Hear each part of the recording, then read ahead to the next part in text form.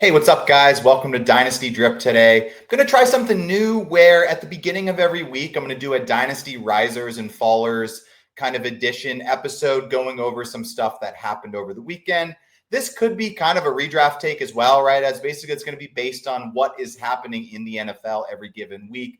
Guys that are going up in the ranks, down in the ranks, etc. So if you like what you see or you want to check out any of my other Dynasty content, make sure to like the video, subscribe. If you ever have any questions, make sure to shoot me a comment. I'm very fast about getting back to everyone. But let's get today's Risers and Fallers video kicked off. First guy rising up. This one should be obvious, and it's unfortunate the way it has to happen. But Trey Benson's going to be rising up the ranks in redraft and in Dynasty because James Conner's going to be out for the season with a very unfortunate injury. I know I saw it live. I saw the replay. I didn't know if I wanted to watch or didn't want to watch. And personally, I love James Conner. I remember picking him up off waivers. Dude, could have been 8-9 years ago, right before he blew up and Lev Bell was on the team. But for Trey Benson, it's going to be wheels up for him. He's going to be the starting running back, and we're going to see if he is what people thought he might be if James Conner ever went down. So he's got to be moving up the rankings because he has a chance to be an every week starter at this point. Obviously, a third round draft pick coming out of Florida State. People had high hopes for him as a potential replacement for Conner. He's looked pretty good every time he's gotten the ball so far this season. So I'm excited enough to see what Trey Benson has to do.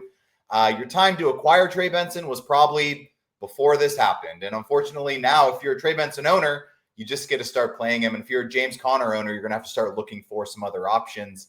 But Trey Benson, a definite riser this week in my Dynasty rankings. Second one, Rome Odunze. I mean, another week, another touchdown for Odunze. Now, I don't necessarily think this is going to be the norm for the Bears offense. The Dallas defense is absolutely horrendous. I mean, we saw what Russell Wilson did to them, and then we saw Russell Wilson get skunked on Sunday Night Football. So take it with a grain of salt. But Rome Odunze is the number one option in that Bears passing attack and Bears offense in general, basically. I mean, I like DJ Moore, but it is Rome Odunze that Caleb's looking for. A lot of the stuff to DJ Moore was kind of more like game plan oriented, where they're getting the ball in his hands. But when the plays are breaking down, Caleb is looking for Odunze, and he's starting to show that elite level. So if you're an owner and you held on to him, you're stoked at what you're seeing. If you are trying to acquire him, good luck. It's possible you're going to have to pay a lot to get him at this point with his draft capital. And finally, he's just come out of the gate hot. But Rome Odunze raising up the ranks, and he's an every week starter moving forward on Dynasty redraft, both teams. And Jake Ferguson, I think, is a riser for sure, whether it's because of the CeeDee Lamb ankle injury or just because the Dallas defense is so bad that they are throwing so much, and Jake Ferguson is getting all of these checkdowns from Dak Prescott. Now, it doesn't mean his talent level has increased or that he's a better player, but his volume is increasing because Dallas's defense is horrendous. They let the Bears stomp on them. The Giants put up a bunch of points on them. So I wouldn't really imagine Ferguson to get less receptions moving forward. Yes, he may not get peppered like he just did against the Bears, but in general, this dude's going to be an every week starter. And unless you have one of the top maybe 3 or 4 tight ends, I would probably say Bowers, McBride, Warren, Kittle when he comes back, maybe Tucker Kraft. I think Ferguson's right kind of in that next group after those guys of who you would start on any given week. So if you are a Jake Ferguson owner, I think you start playing him if you haven't been. Also, just want to shout out Player Profiler. I don't get the reference, but this was the photo they had for him on their website. So I appreciate it. It's a good looking photo. I love the bolo tie, but I don't really know exactly what's going on here. Now we're going to go over 3 fallers as well. And Marvin Harrison, man, I don't know, like the drop, I don't want to say it was all like concentration drop, whatever. He obviously looked to turn and try to get a big play. But another 3 games, he's had 2 stinkers. He had one good one week 1. Last year was okay, but he's still holding a lot of value in dynasty leagues. And I think it might be time to start seeing what you can get from Marvin Harrison or try to maybe pivot into a different player because he's definitely falling in redraft sense. And he hasn't fallen like super far in Dynasty because he is young. He has a bunch of hype. People don't want to believe he's a bust. And I don't think he's a bust by any means, but I think you got to start seeing what people would offer you for him.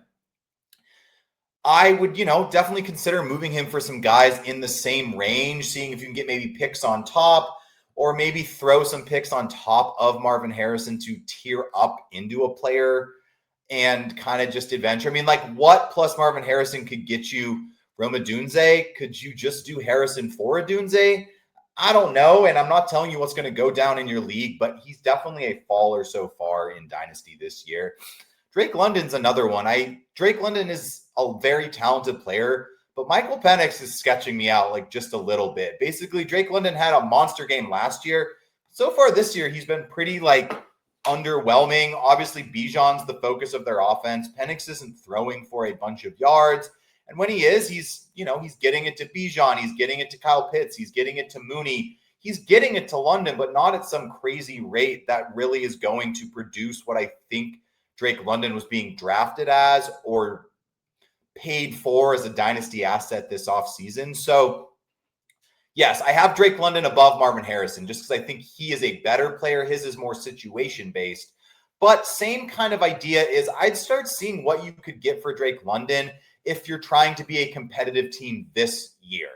And so, if you are rebuilding and you have Drake London, just hold on to him. You don't need to try to do anything with him. But if you are a competitive team, I would start trying to see Drake London plus what can get me up to Amon-Ra. Drake London plus what can get me Puka.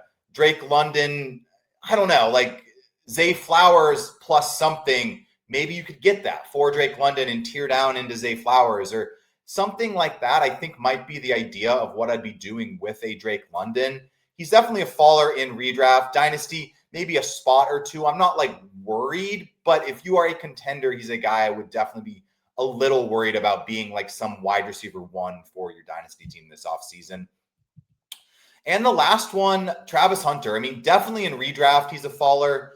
In dynasty, I'm not like panicking yet, but I definitely think you need to be concerned that his snap shares are just kind of like all over the place. He was very involved on offense week 1, and then he's been very involved on defense the last 2 weeks, which, hats off to him. It's super cool football-wise, but as a dynasty owner, you're not stoked about it.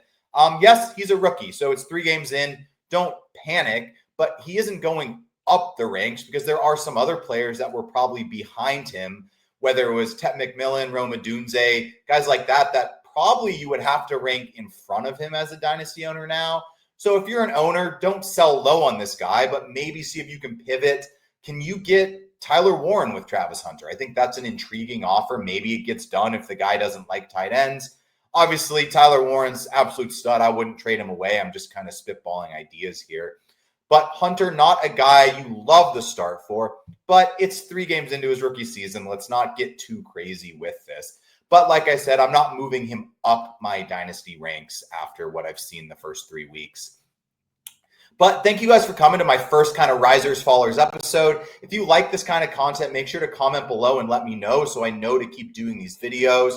Also, who are you guys rising, falling in your dynasty rankings kind of based on the first 3 weeks of the NFL season? I would love to know where we agree. Maybe there's some guys I didn't include here that you want to think about and want my thoughts on as well. But please subscribe to the video, like the video as well. I appreciate you guys for checking out Dynasty Drip. I'm Sam. If you haven't been to the channel before, I'm here to help you win your team. So I appreciate you guys, and I'll catch you later this week.